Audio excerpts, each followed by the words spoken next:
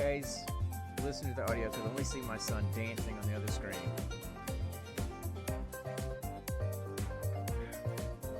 It's just that. Why don't you dance with me? I bet you never danced a day in your life. I'll answer that in a minute. Hey, everybody. Welcome to episode 104 of the Gene If you Pole watched Variety. The Boys, you would get the reference. Could you at least let me finish the intro? Let's try that again. Hey, everybody. Welcome to episode 104 of the Gene Pole Variety Hour. I'm the old guy, I'm the production monkey guy that tries to get this thing running. I'm Sean. The guy on the other screen or in your other ear, if you're just listening to the podcast, is... This bearded boss and salacious hunk is known as Connor, also known as Quillmeister. Okay. And the son of the guy in the upper screen or the other ear. So tell me what your definition of salacious is. Sexy? Oh, I thought that's what it it's meant. like scandalous. I mean, if you knew Like the stuff I got into. salacious gossip. Anyway. So yeah. All right, So yeah, we're back. We're trying this again. We actually are having less than 6 months off between episodes, right? So Yeah. Anyway, there we go. yeah. Woo! so Progress. So anyway, we're just gonna kind of hang out and chat for a while. Folks show up, they do. Folks don't, they don't. That's fine. We're just gonna hang out and do our nerd stuff that we always do. We got a pretty cool movie to talk about tonight. we do that regardless. It doesn't matter if people are watching us or not. We just nerd out in general. We're doing a new segment tonight, so we're winging it Woo! as we do everything. We don't prepare for anything, so Okay, we're just gonna quick pause. Yes, I'm pausing. Have you ever met a single person with ADHD who actually prepared anything a day in their life? Yeah. I mean, look. So I'll put it to you this way. So, general life stuff, yeah, we're really bad at that. But professionally, if we want to succeed because we know how our brains work, we have to organize as much as we can. So like people that aren't like us can have just a list in their head and actually follow through with all the things that are in the list in their head. I literally last night was talking to your mom, and I had 3 things that I want to put reminders in my phone for. And I'd already put 2 of them in, and then I went, oh, I need to put this 3rd thing in my phone as a reminder. I pulled up my phone, opened the reminder app, and in the time it took me to open the reminder app, I completely and utterly forgot what it was that I was going to put in there. I mean, it's just on the tip of my... No, it was gone. I didn't remember what it was until today, 12 hours later. Dude.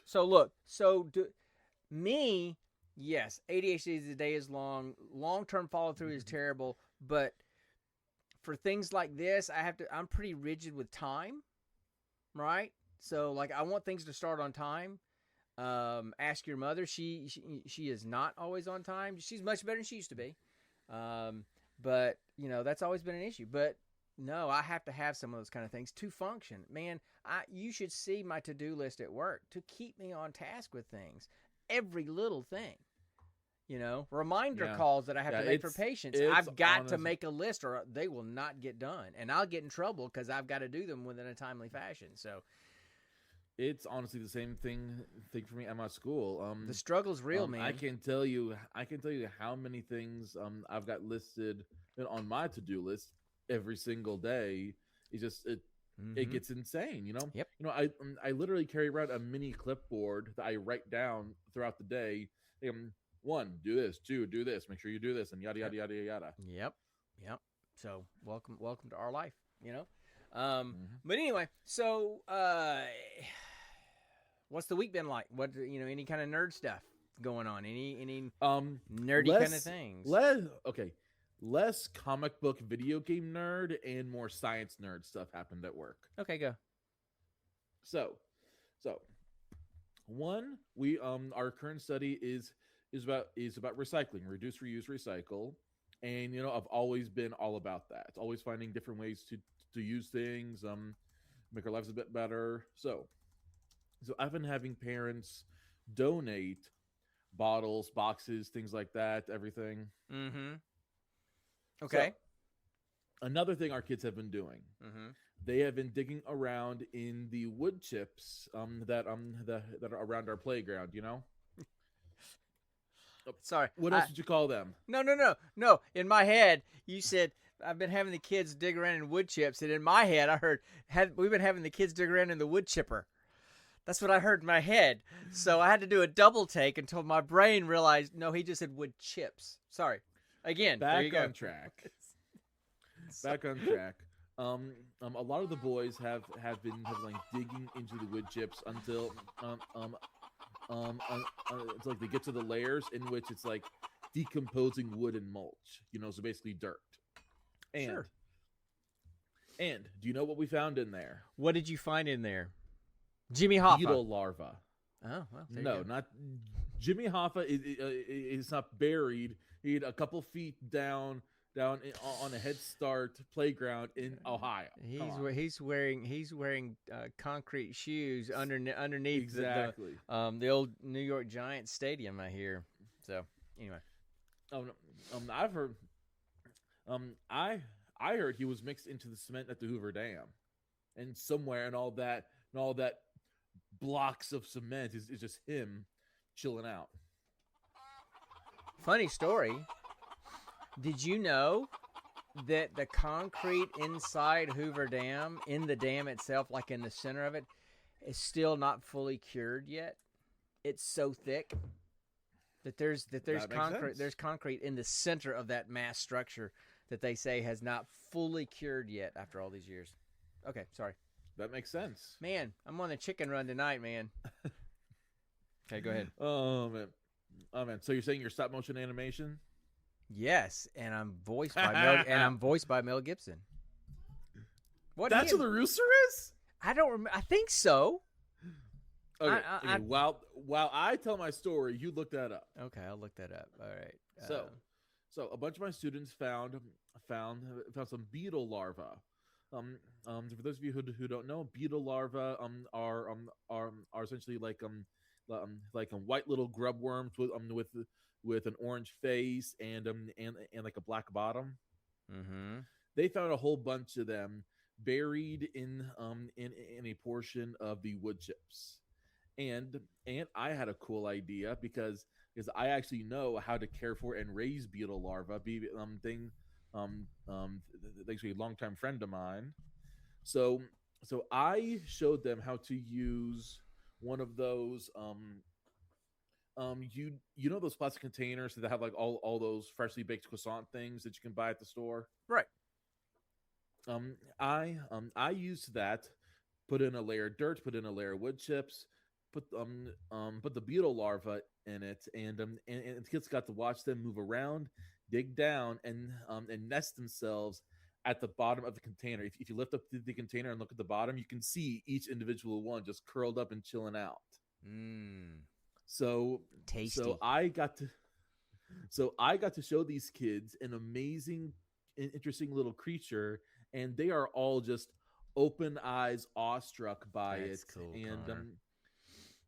and I am so excited to watch them grow into actual beetles and let the kids see the process of larva to pupa to beetle. Gotcha. Okay, well that's cool. That's a neat little thing, buddy. And then every day those boys keep on digging in that same place, and they keep on finding more. We're up to 5 in our in a little beetle box right now. Cool, nice. Mm-hmm. It's nice. It's nice being able to hear you use the creativity you've always had and actually putting it towards an educational experience for these little kids. So that's pretty cool, Connor.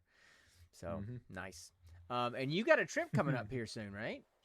I do. I was chosen out of the entire center to go to a teaching conference in June. In The Cincinnati, right? I move, I learn. Yep, in Cincinnati at the Great Wolf Lodge. Cool. Nice. Gonna be there for 4 days. Nice. Yeah. I wish professional I development. Somebody. Yeah. I don't know. So see, Who knows? That's Who what knows? profession. Go ahead. Maybe maybe I'll meet a lonely single mom at the Great Wolf Bar or something. Maybe, and a little spoiler alert. You might get a little bit of practice tonight with one of the segments we're doing tonight. I'll save that for later. So anyway, as far as me, look, I got nothing going on. I mean, I work every day. I go see patients every day. I do love my job, but it's and obviously I can't talk about my patients, but anyway, but we are. You can you can't talk about the I'm trying to figure out the right words. You're able to talk about the feeling of reward it gives you. Yeah, right. But I mean, I work with veterans with trauma. I'll just leave it at that. So, and you make them better. That's a great thing, Dad. Don't sell yourself short. No. I don't make them better. I don't make them better. You help them get better. They make themselves get better.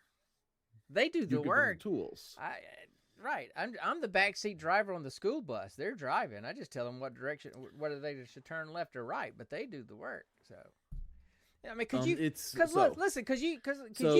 of like you're the navigator, right? Because without the navigator, they wouldn't know where to go. You've heard the old psychologist joke. You've heard me tell the old psychologist joke. Super corny, but I say it all the time. How many psychologists does it take to change a light bulb? Only one, but the light bulb has to want to change. I mean, come on. So anyway, but no. I'm trying to give you a compliment here, Dad. I'm not going to go into a lot of detail, but I'm just going to say we're moving to a nationally. The entire VA system, the entire DOW system, is moving to a unified medical record system, and let's just say that transition has been a challenging adventure. I'm just going to leave it at that and move on. Sounds so fun. It's been really frustrating. But nerd wise, not a lot's going on. I've been playing a lot of Borderlands 4. I finished up the campaign. Finally, I got you into it. I finished up the campaign with Vex. Got her maxed out at 60, and so I'm kind of just doing in-game stuff. I've done 2 of the 3 vaults, but I haven't found all the vault keys for the 3rd one yet.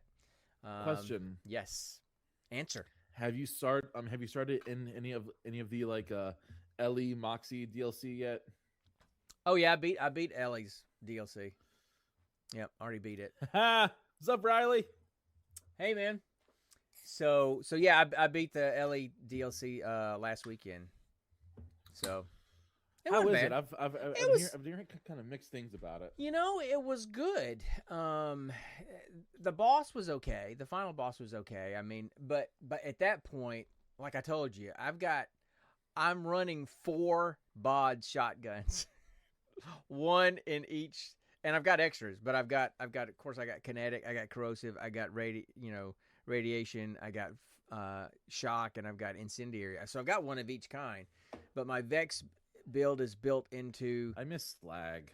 My Vex build is built into incendiary a little bit, so of course I'm using that shotgun a lot, and then I just like radiation. I just like that one, so I run those 2 mostly, and a level 60 bod with toric stickies.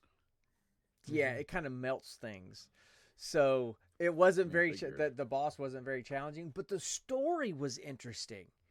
It was kind of.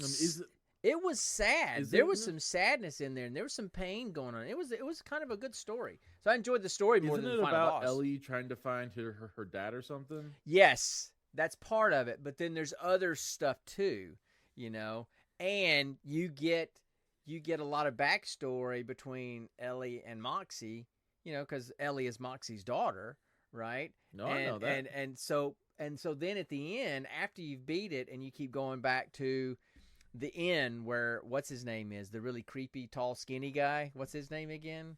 Mancubus. Mancubus. You keep going back to his inn, and they're there. They're just kind of standing back. There. Hold up. Pause. Riley, you didn't know that Moxie was the mother of both Ellie and Scooter? Yeah. So may Scooter rest in peace. But anyway, All R.I.P. man. So, Catch you right in the sky. That's right. Well, very good. But every time you go into the inn, Moxie and Ellie are off to the side, and every time you go in, they're having another piece of a conversation where you're getting more and more backstory between them. Yeah, John, go take a piece. So anyway, so it's good. I enjoyed it. I enjoyed hearing all the story parts more so than the final boss. So the final boss was just that kind of there, But I did enjoy. Honestly, Dad, it's great to hear you enjoy something like that because for the longest time you played games just to play them and you didn't really enjoy the story of them too much. No, so I enjoy. At least that was my perception. No. I mean, I love a lot of people. Like for example, with Starfield, a lot of people didn't like it, found it really boring. I mean, the storyline was the storyline was not the best campaign storyline, but I thought it was pretty good, and I thought the relationships between the characters was pretty good, and the people that I've seen complain so much about Starfield, it felt so open I couldn't really do anything. And it felt so open that I felt stuck. Right. I didn't know where to go. Right, and that takes a little while. It's a slow startup.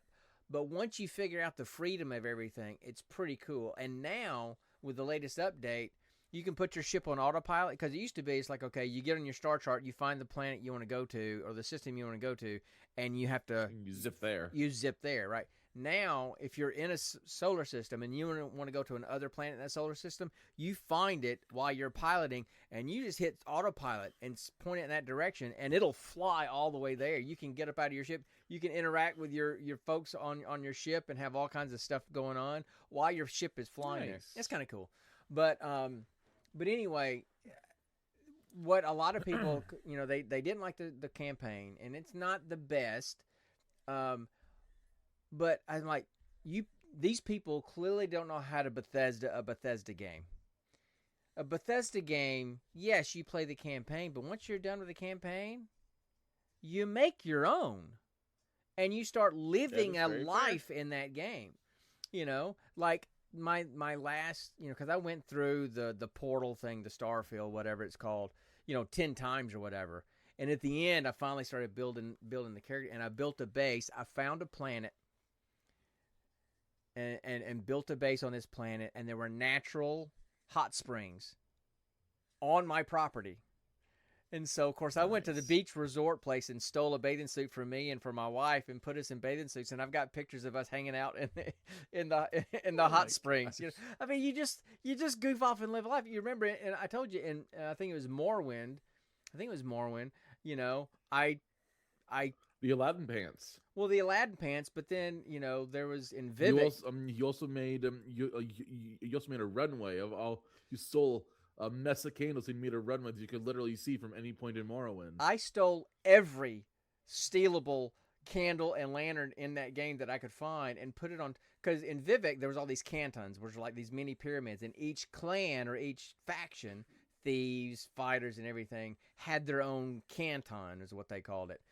And because of a glitch in the game, I couldn't finish the House Rodoran, the Fighters Guild storyline. So I just killed the entire House Rodoran all the way through the entire game, and I became House Rodoran. I was the only member left. So, and then Wow. I made their pyramid my house, and I put all the lights on top, wore my Aladdin pants, and walked it through the air. I literally flew through the air and had my landing pad on top of my house. So you do stupid stuff, and you make the game interesting. Like Punchy Pussyfoot? Yes, like Punchy Pussyfoot. Riley, that was with my dad. So, Riley, yeah. that was a character I built where I built straight into unarmed, hand-to-hand combat with a Khajiit character, and had built that character up so much I could one punch dragons with that character, and I just went around punching on things. novice. No, it was on regular, but I had used mods. I'd use mods, but not to overpower things, but just to be able to enchant stuff better. And yeah, so I could one shot dragons with a punch. So that was my punchy pussy. what was the name of your vampire character that you Oh, gave the jeez. only that you gave the only fork and knife weapon in the entire game, and that's Oh. what you used, and you just ate everybody. Oh, no! It's he was a But vampire. He was a vampire. I can't remember what his yeah, name was. that's what I said. But there was a fork and a knife in the game that you could actually pick up and take, and you could actually Mhm. enchant them. So I enchanted them with like life drain and fire, and I just went around and killed people with my knife and fork, and then would feed off of them. In Morrowind, though, I made an Argonian character, and lived the life of Gollum. I found a cave. I lived in a cave, and all I did in the game was sneak around and steal everybody's rings. And lived in a cave with a bunch of rings. Yeah, it's just stupid stuff, right? So that's how you play. That's how you play a Bethesda game. Yes, you play through the campaign and you beat everything, but then you live the life there. That's where all the fun is. So anyway, Now, Yes. if we're talking BioWare, you play that game and you replay it until you've replayed it so much you can recite the dialogue verbatim, and I mean, and that's what I love about those games. right, and That's I mean, sick for life. I did that with Mass Effect 1, 2, and 3. I played them. Well, I didn't play them as much as you did because you probably played them all the way through, probably at least 5 times each. I did not. So I played through 2 and 3 multiple times. I only played through the one time Really? to set up the premise for 2 and 3. Gotcha. It's just the play style of 1 compared to 2 and 3 Yeah. is so vastly different. Yeah. That I couldn't go back and replay 1 after I've experienced the better version in Right. 2 and 3. It's why because I started with because I started with Borderlands 2, I couldn't go back and play the original Borderlands because of how janky everything felt in that one compared to Borderlands 2. Right. Well, anyway, so that's kind of what we've been up to. Connor and I are going to finish up the campaign in Borderlands for him. I've finished it. We're going to finish that up when we get done tonight with this. But Hopefully. it will probably take us 30 minutes. Where you're at, I probably take us 30 just minutes. hope I'm not too tired. You better not be, because I want to play and I want to help you finish the campaign so we can do the after game stuff, the end game stuff. But Yes, anyway, sir. so we're trying out some new segments. We talked about them last week, right? And A couple weeks ago. And I'm trying a couple weeks ago, last episode. And I'm trying to use AI to come up with some little jingles for all these new segments. Haven't settled on anything that I like yet. So we're just going to use our normal geek question segment until we. But anyway, so what we're going to do tonight? Here, let me just go ahead and play it. Where is it? There it is. I want to ask you a bunch of questions, and I want to have them answered immediately. Wait a minute. Before we do this, why are you drinking out of a Tupperware lunchbox bowl? No, instead of drinking the excess water from the ice. Okay, it looked like Connor was drinking out of a casserole dish over there or something. I'm like, okay, you've had too much to drink already. You're drinking casseroles. Anyway, so so we rolled at random last week. Which one of these? We got these Correct. 5 new segments. We rolled at random, and we rolled, and we landed on the Build a Character Workshop. So that's the segment we're doing. And the whole idea behind Build a Character Workshop is we're going to just do some random stuff as why would we prepare? Where one of us is going to create a fictional character based on some random prompts, usually by ChatGPT, and then either argue about the traits, the backstory, choices, or whatever. Or, like for example, build a superhero that nobody would trust. You got to kind of build that character and explain why nobody trusts him and all that kind of stuff. So that's kind of what we talked about. But I threw something to Connor before we went live tonight about another idea, and he's like, yeah, let's go with that. So let me find where I put that. So what we're going to do is we're going to do a little bit longer one, a little bit longer prompt, and we're going to role play it a little bit. What are we going to do? Connor is the more creative ad-libbing kind than I am. So I'll be feeding off of him. But so here's what I came up with, Connor. Here's your prompt. That sounds a little sus, Dad. Here's your prompt, okay? You are a retired supervillain trying to re-enter the dating scene while hiding your still active doomsday device, which keeps offering you unsolicited advice. So you are a retired. So I'm a retired supervillain. Yep. I'm entering the dating scene again for the first time in a while. Yep. And my doomsday device is somehow still active, sentient, or connected to the internet. However you wanted to do it, right? And it but that doomsday device keeps giving you unsolicited advice. Okay. Okay. So, I can play some music, give you some time to kind of think about it, because what I'm thinking we're gonna do is we're gonna role play your first date, and I'll do the Monty Python woman voice. But I'm also going to be your doomsday device and give out your unsolicited advice. And you've got to roll with it. All right, let's do this. Okay, so let me give you some time to think about it. Go. Give me some time to think about it. This should be interesting. And I feel so bad because I have friends of mine that I actually work with, other psychologists who know that I do this podcast and have listened to it periodically. So now they're going to hear me doing the whole Mrs. Doubtfire thing and go, you've lost all credibility in your profession at work. So, anyway. Okay.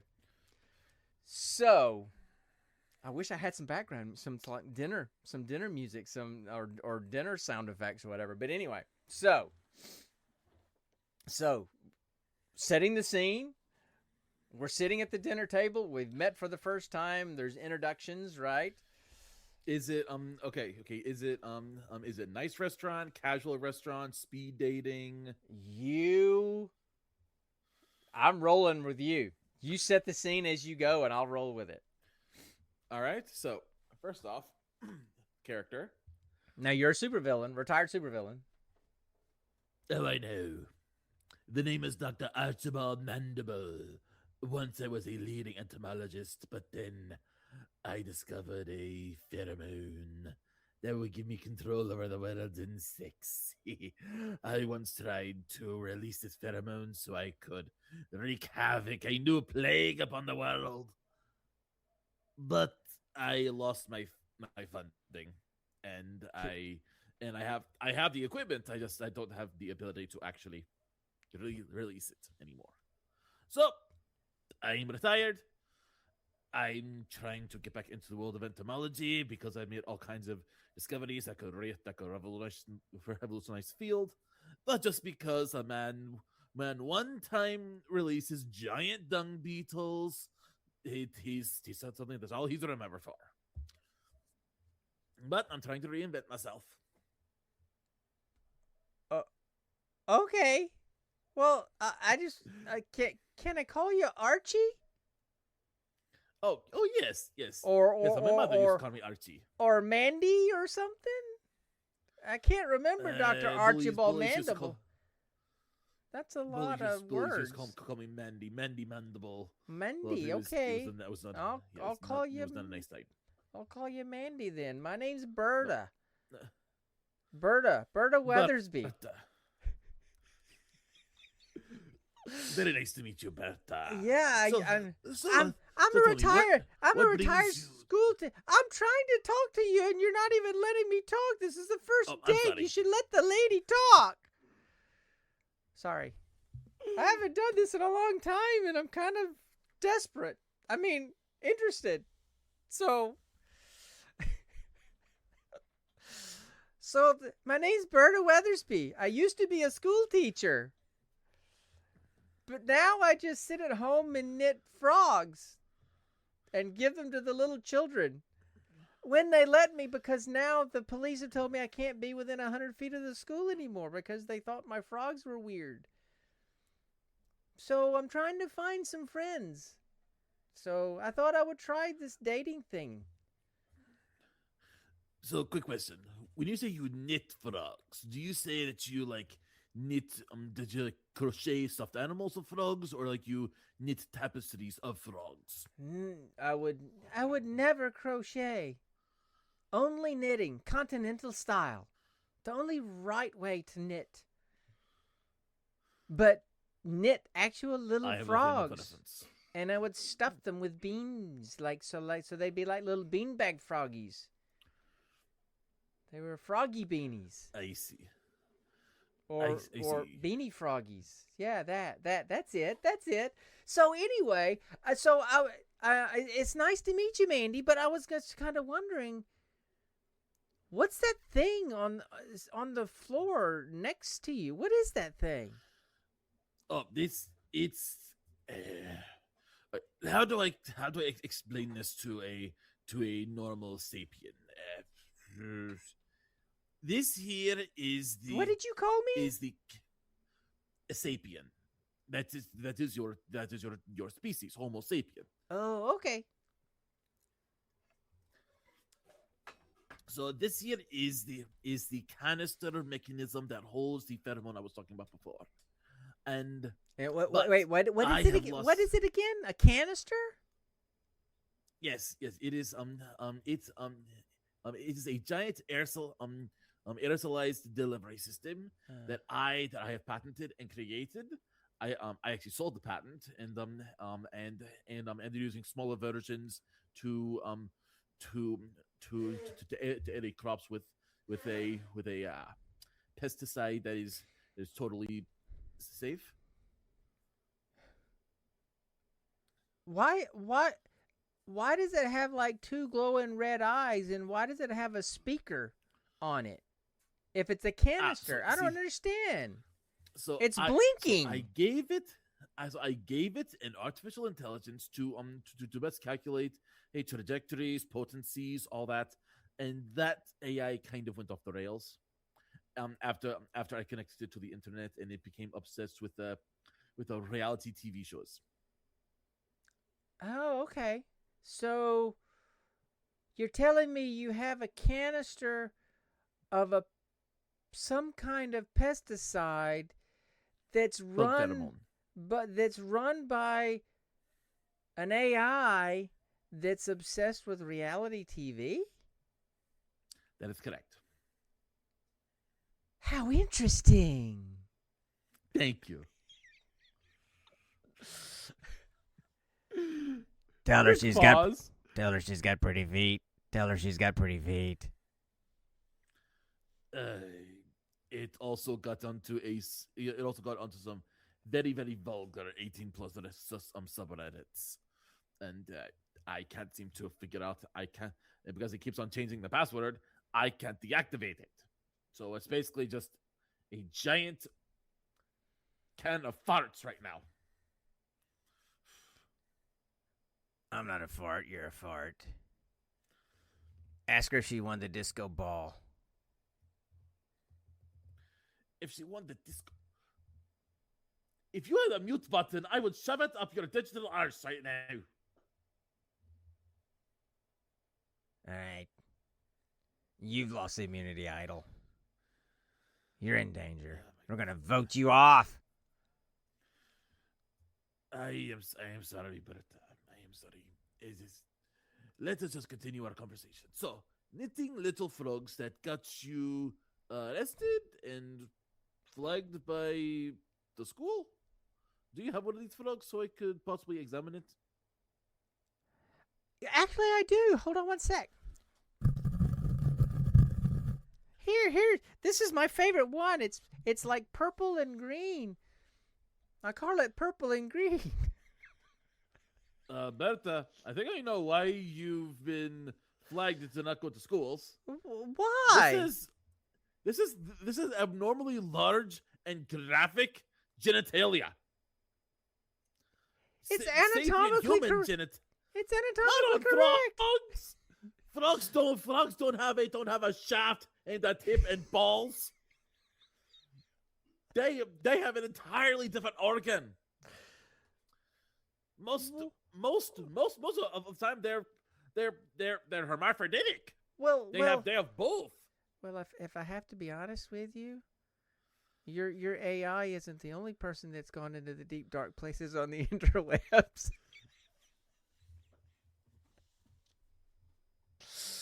I'm so embarrassed. So I'm sure if you just lost the foot-long schlong and the abnormally perky double D's you've given this one, you'd be fine. They may hit the playground, but still lose the genitalia. Okay, I'll try that, but I don't know. It's kind of cool looking. I mean, everybody. Cool looking, yes, to a very, very particular community. You should not be selling this to children. Every artist has to have their own niche, right? I'm a psychotic, bug obsessed retired supervillain who one time tried to enlarge a queen bee and figure out how to mate with it. And even I can see that what you've done with the frogs is it's going over the line. So you go both ways, human and bug. Wow, I didn't know that. Pause. I need a breath. Oh my God! What is my life? What is my life that I'm doing this with my father? What is my life? Okay, I think we'll call it there. I think that was a good first effort. Yes. Oh, that was interesting. Oh my gosh.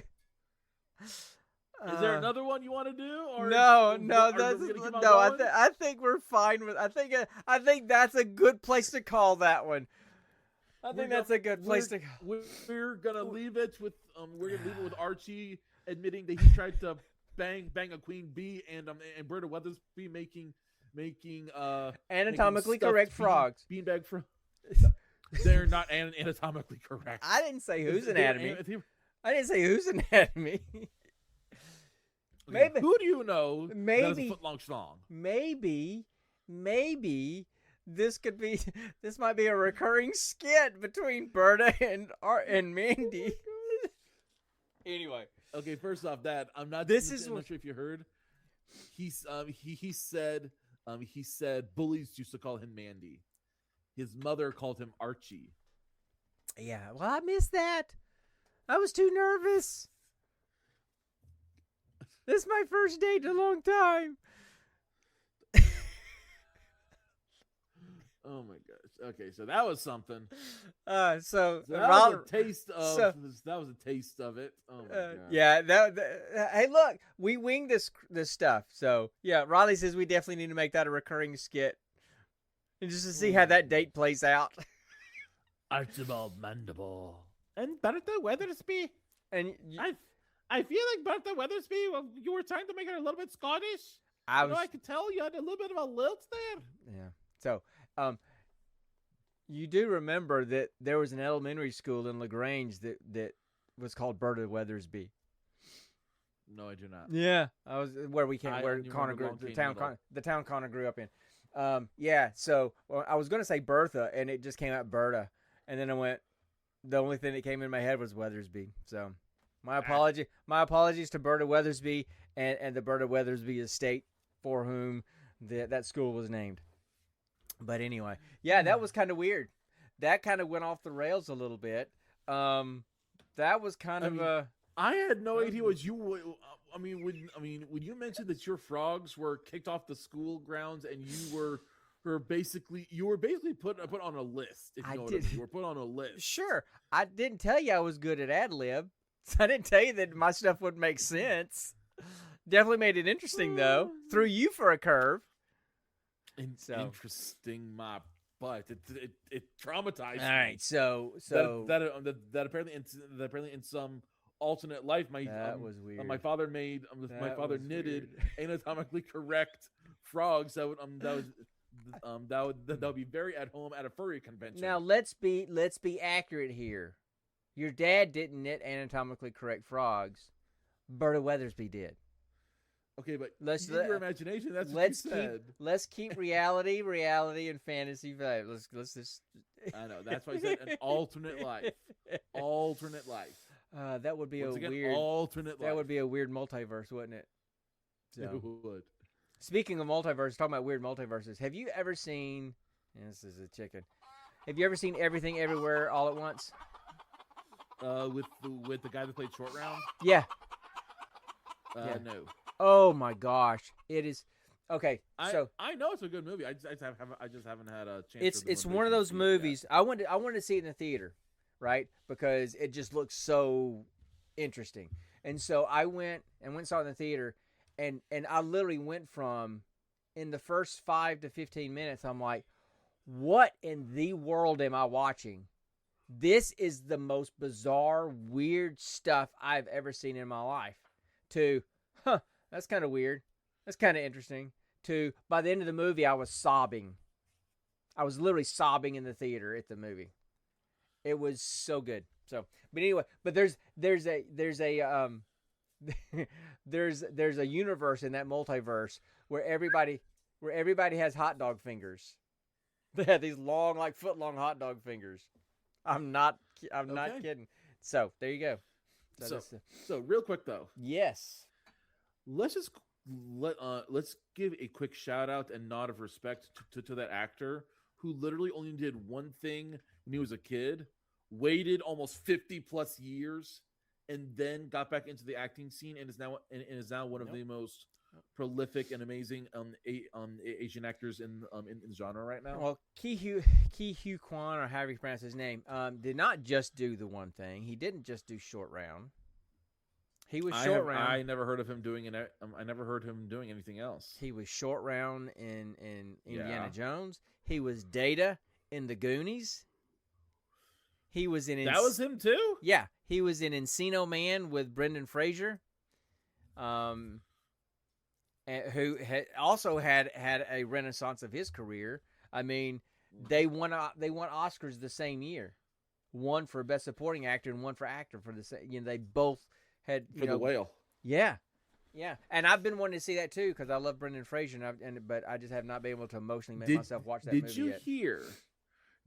Did you hear he is getting in shape for the confirmed new Mummy movie? Yep, I've seen footage of him getting in shape. And that is going to be an incredible thing to see. Speaking of I love the Mummy movies. Speaking of getting in shape, I wanna just do a quick shout out because there's something happening tomorrow night. I'm not a huge MMA fighter, but I've always thought Ronda Rousey was pretty cool, and I've always thought she's coming back.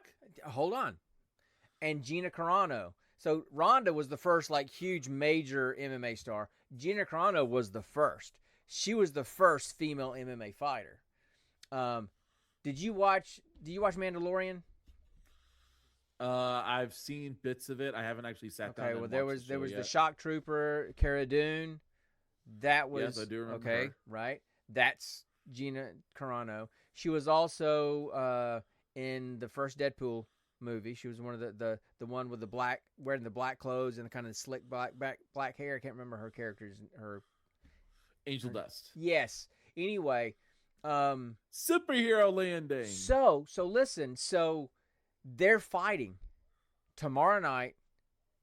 Ronda's 39, hasn't fought in 9 years. Gina's except for WWE stuff, right? Yeah. And Gina's 44 and hasn't fought in 17 years. But they're doing this together. And here's the thing: I want to call out Gina Carano because when she was on Mandalorian, and it was during all the COVID stuff, she made some comments that people didn't like. They weren't anything bad. They were just her freedom of speech rights. And just calling out, government restricting people's rights and these kind of things. And because it was against the whole COVID thing, she got vilified and canceled. And Disney fired her from Mandalorian, and so she just went into this deep dark depression, and just lost herself. And Rhonda tells a story of, she said, I'm sitting here 9 months pregnant. She's got 2 kids now. She said, I'm sitting here 9 months pregnant at the doctor's office, and I see Gina on TV, and I just see her not healthy, not doing well. And I said, hey, let's fight. And so they've been planning this in secret for over a year and a half. And they had their official weigh-in today. Okay? And it's a 145 weight class. So Rhonda came in at 142. Gina came in at 141.4. So they both came in underweight.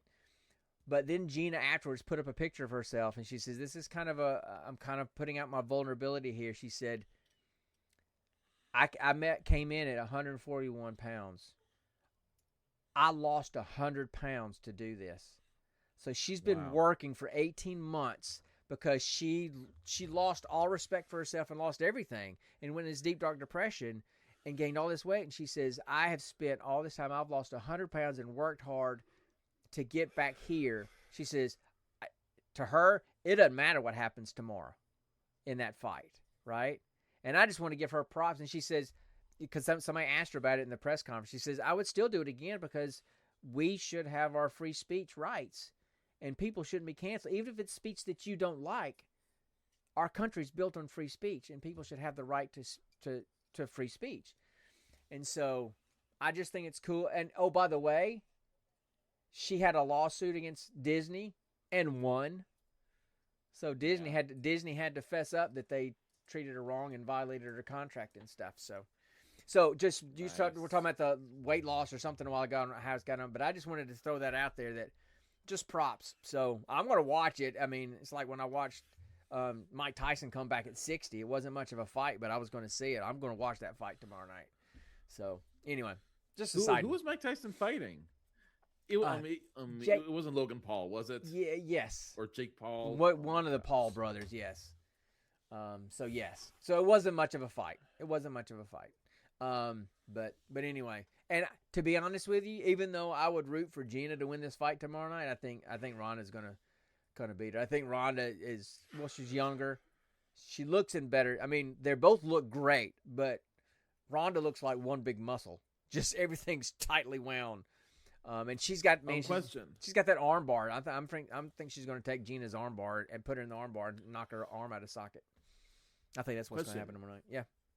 Hasn't Ronda Rousey been making a name for herself in like the WWE or something? She did, and then she retired from that too. Turns out she'd had multiple head injuries, multiple concussions, and her doctor said if you get another one, you might not come back from it. So she finally retired from that.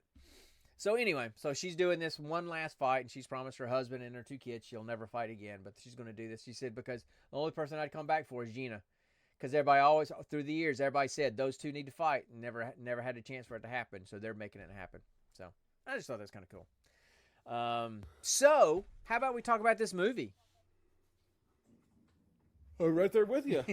This awesome movie. So it's time for the next segment of Roll for Credits. Woo! My notes here.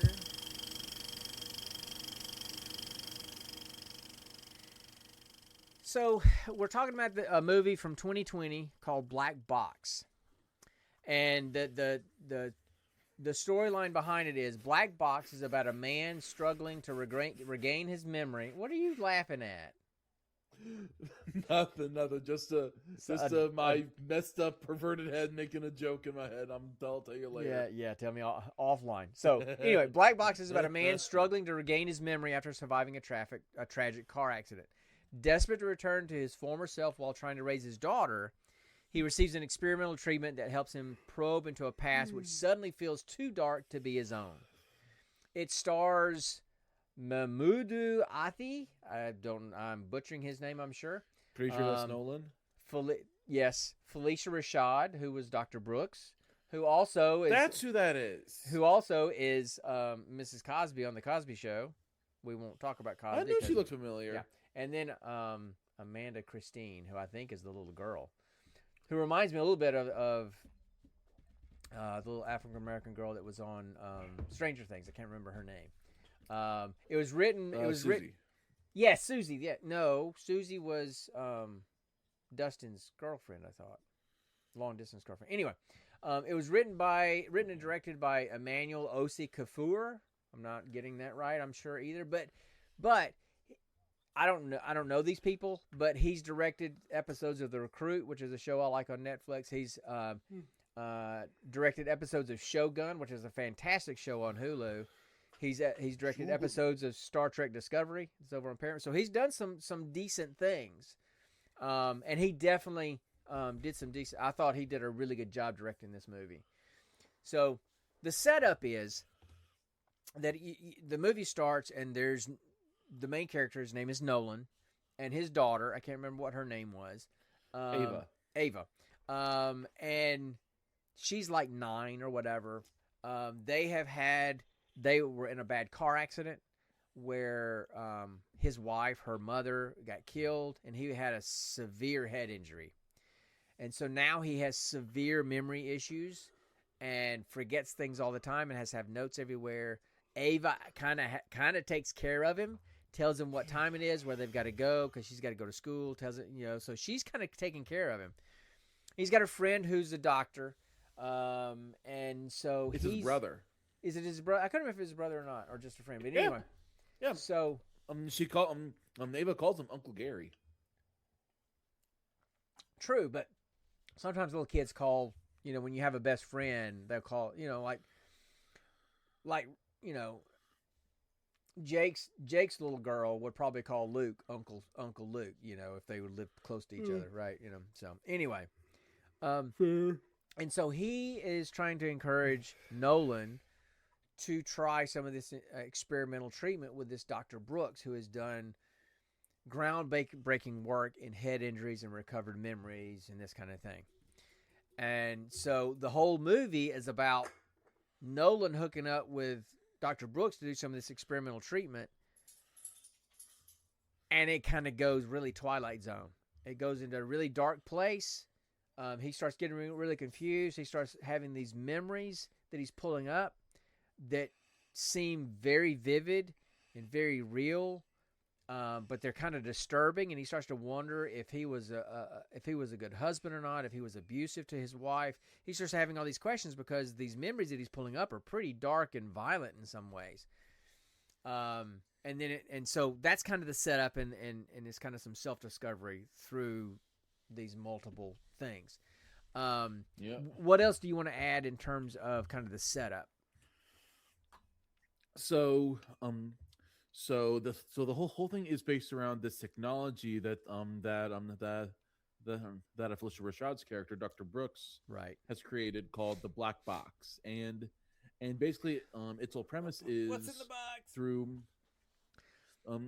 basically her whole premise is through deep hypnosis, she can use EEG, electroencephalogram. Yeah.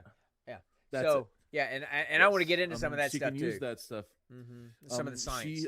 She can use all of that to in a way track brain waves, follow thought patterns, and then in a way create a virtual slash self-percepted world of your memories, right? To kind of start to pull them out, right? Yeah. Basically, she's wanting to try and recreate that sensation of your life flashing before your eyes. Right. That's kind of the way she described it. That when you had that life flashing before your eyes before you die, she said this is kind of doing the same thing, but you're kind of in control of it a little bit. And she calls this whole thing the black box. Right. And so I just want to kind of nerd out a little bit because at the beginning, as she's describing to him the treatment, she's using a lot of psychobabble, not psychobabble, a lot of psychological lingo. She talks about cognitive behavioral therapy, which, by the way, there goes. Hold on, I got to put my hand. Oh, stop. Did any of it sound accurate though, Dad? That's what I'm getting to. I mean, she didn't go into a lot of great detail, but she talked about CBT, which is cognitive behavioral therapy, which I do. She talked about hypnosis, which I used to do. I'm not certified in it anymore. I haven't done it so many years. She talked about EMDR, which stands for, wait for it, eye movement desensitization and reprocessing. Just remember EMDR. I do EMDR therapy. And so she was talking about all these therapeutic techniques and kind of accurately so. And so that was kind of cool. And then when she puts the black box on Nolan, and so when he looks in, and it's basically like an Oculus device is really what it was. They got like an MRI, the little webbed cap that you put on for an MRI. They put that on him, and then he basically wore an Oculus device, VR device. But in that device, there was like a black grid, like a room, 3D room of just a black grid with this little white crosshair in the center. And he was supposed to stare at that crosshair, and then the crosshair was going to start going back and forth, left and right, and he had to follow that with his eyes. And I'm like, that's pretty cool. And this is why. Okay? I'm going to give you a little Hit us with that knowledge. Give you a little education about EMDR. Okay? EMDR, Give us that Freudian chicken. you're trying to get into, and I want to explain the whole thing, but you're getting into trauma memories, and you're trying to work through trauma memories, because most people with trauma avoid thinking about that trauma. That's what we do. Nobody likes to think about trauma, and so we avoid that.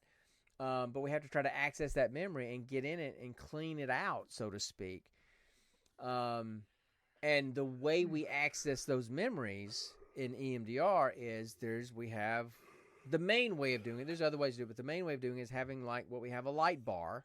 It's like this tripod with a light bar on it, and it goes back and forth. And the person holds that memory in place and kind of focuses on this memory. And then they trace that little blue light back and forth with their eyes. And so their eyes are going left and right really fast, just like in the movie with this little crosshair. And that allows them to access this memory, not as deep as hypnosis, but kind of like that. And we don't really know how EMDR works, but there's a lot of theories about the mechanism of EMDR, and one of the theorized mechanisms, the one that makes most of the sense to me, is it's kind of an analogy to REM sleep, rapid eye movement sleep. That's the stage of sleep where your eyes are going back and forth really fast, and that's your dream state. That's when you're getting in dreams, and you're okay. And one of the theories of dreams is you're kind of processing information. Right? You're trying to consolidate memory, consolidate information, and put things together.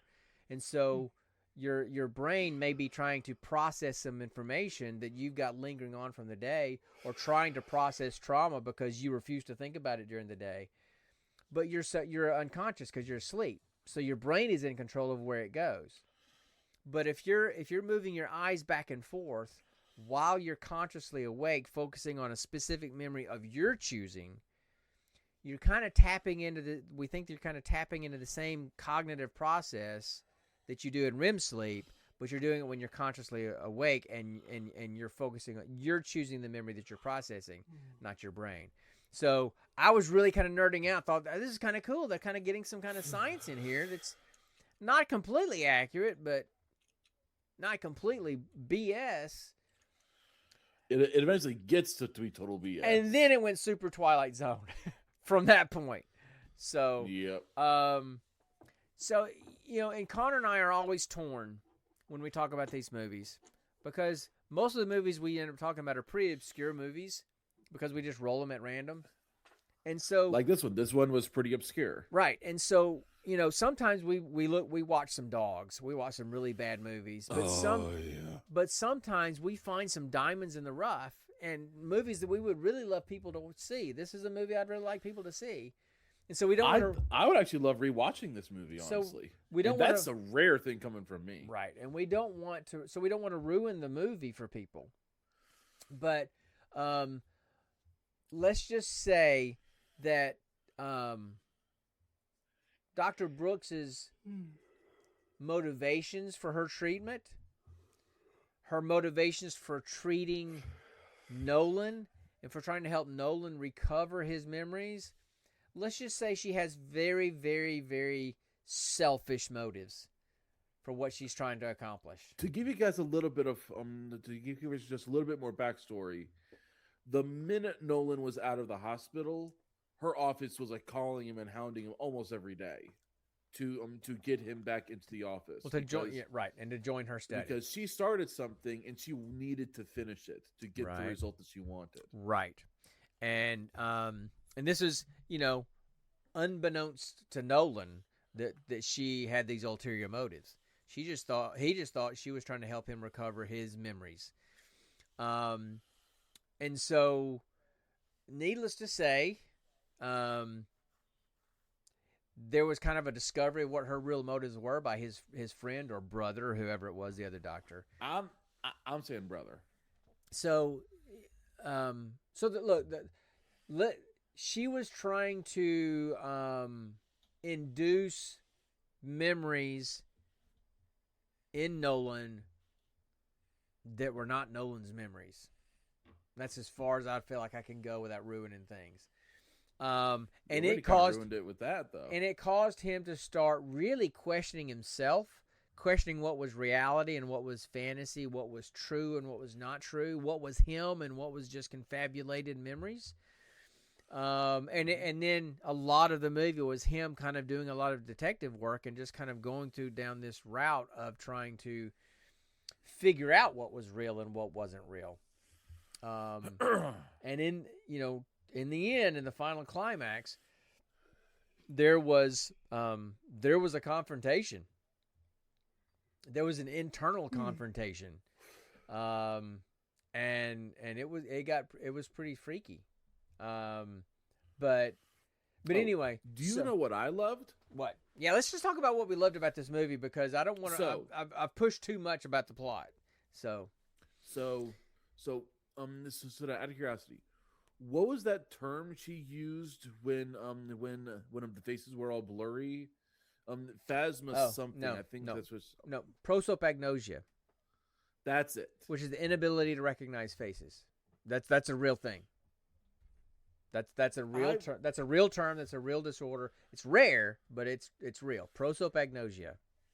I love how they portrayed it in the movie. You know, literally, it's like it was like a literal camera out of focus, and it was so cool. You know. Yep. And then the quote unquote it that it's kind of chasing him through these memories. That was freaky. The way they animated it, you know. Let me tell you something. That was not animated. That was a real person. Because oh my god! That was a real person who was double jointed and able to do that. I've seen somebody. I watch videos on YouTube all the time, and sometimes I watch people's auditions on America's Got Talent or whatever. And I've seen on some show somebody that's double jointed like that, and they were walking like that on all fours backwards down the stairs coming towards the judges and freaking everybody out. Yes. Okay. So that was not animated. They added the snapping sounds. But they added all the snapping and cracking bone sounds. They added all that. But the movement of that guy was real. That was not animated at all. It was kind of freaky, wasn't it? Terrifying. I loved it. And how he was coming out of the crib in that one memory. Crawling out of the crib with all the bones cracking. Yeah, it was pretty freaky. But so I think technically it was. I'd seen it classified both as sci-fi and horror. It really wasn't horror. There was some kind of freaky things in it, but it wasn't a horror movie. It was definitely more on the sci-fi side. But I would call it more of a thriller than a straight up horror. But there was, I gotta say, there were some sad parts. I mean, look, there was part of me that sympathized with Dr. Brooks. That sympathized with her, and even though what she was doing was not the nicest thing to do, I kind of got it. I kind of understood, right? It kind of brings up a philosophical question. What's that? If you have the means and opportunity to perform an act like that, would you do it?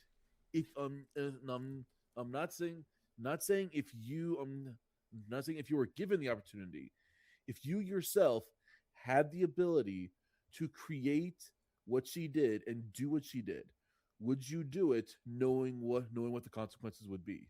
100% no. 100% no. Nope. Because what she did was wrong. What she did was wrong. Plus, it then also makes you think. So what she used was essentially a brainwave, right? Yeah, recorded brainwaves. Mm-hmm. but she was able to essentially pass on a whole person. So that makes you wonder: is that person actually them, or is it just a copy without the soul?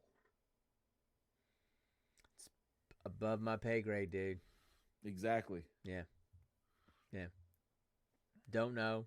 Not even gonna try to answer that one. Like even in the end, we saw that she had backups of it. She had backups of this thing. Mm-hmm. So it's like she could have a whole army of them if she wanted. Yep. All right. So anyway, I think we've talked about this movie enough without revealing anything too much. I don't think we can talk about it too much more without revealing more. But I would definitely recommend you see it. Definitely. It's I think it's only an hour and a half long. It's not that long. It's on Amazon Prime, so it's easy to find. Most people have Amazon Prime these days, on Prime Videos or Prime Movies. So I would definitely give that a shot. And you know, we've had a few that are like, I had no idea where this was coming from, and it was enjoyable. We've had a few of those, you know, like Gora. I had no idea what it was doing. Vast of Night was fantastic. I like Radius. You didn't like that one as much. You still say you like Radius. We've had a few that we really liked, and we've had some that were so bad that we liked because they were so bad, and then we have a lot of dogs in the middle. But anyway, so we need to do some rolling. We got to roll for the next movie, and we got to roll for the next segment. So let me roll for the rolling. Let's roll for the next segment. So let's see what I got here. Wind and weather stronger together. Let's see. So Ride. 1, 2, 3. All right. So our random segment for next time is going to be the pitch blackout. I don't know. I don't really know. I don't really get the name of that one. But anyway, so what we're going to do with the pitch blackout is you're going to have 60 seconds to pitch a terrible or amazing movie, game, or show idea from a random prompt. So again, we're going random. I'm going to give you a random prompt, and you're going to have to, and we'll both do this one, you know, kind of give a random prompt, probably from AI somehow, and we have to create a movie pitch or a game pitch for that idea. All right? So we're doing a sales pitch for some new media, new story. That's what we're going to do. So the pitch blackout is what we're doing, and now we need to roll for the movie. So sounds good. All right, let's see what we got here. So I'm going to roll all my dice here. All right, so I got a 13, which I believe is Netflix. So we're going to watch the Netflix movie this time. Finally got something good. And then I rolled an 8, which is on Netflix. That would be horror. So we're going to watch a horror movie. And then I rolled a 51. So I'm going to go over to Netflix really quick. Let me pull that up. I've got those all saved. We'll pull that up, and I'm going to go to the horror genre section, and I'm going to find the 51st movie in the list. And that's the movie we're watching next time. So y'all hang tight. I'll be right back.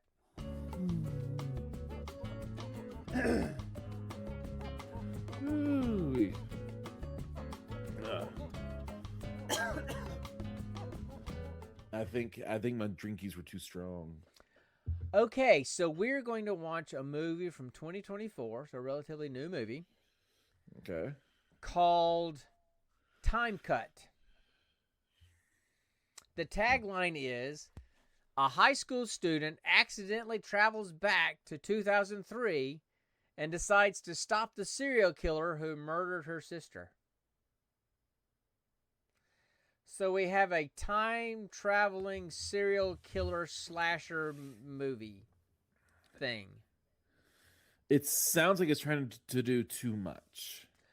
Probably, and probably none of them well, would be my guess. So we're going to watch a time-traveling serial killer horror movie called Time Cut, or at least it's in the horror genre. We've seen some horror movies in the genre that were not really scary. Oh, But anyway. it's this. This could be fun though to watch this like messed up perception of the early 2000s though. Yeah, so we'll see what that's all about. So that's what we're going to do for next time. We're off next week. It's the Friday before we're going to an every other week schedule on the podcast, so we'll be back that first Friday in June. So until then, everybody have a great Memorial Weekend. If you're living in the United States, if you're listening from outside of the United States, have a happy Friday, happy Monday. Have a good weekend. And we'll see you guys back in a couple of weeks here on the Gene Pool Variety Hour. And thanks for stopping by, Riley. Thanks for everybody else that's listening on the podcast. And y'all have a great time. And always remember, Stay nerdy, my friends.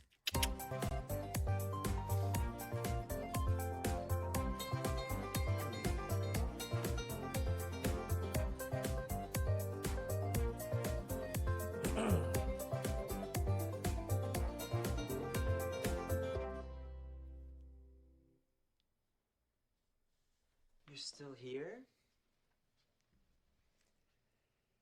It's over. Go home.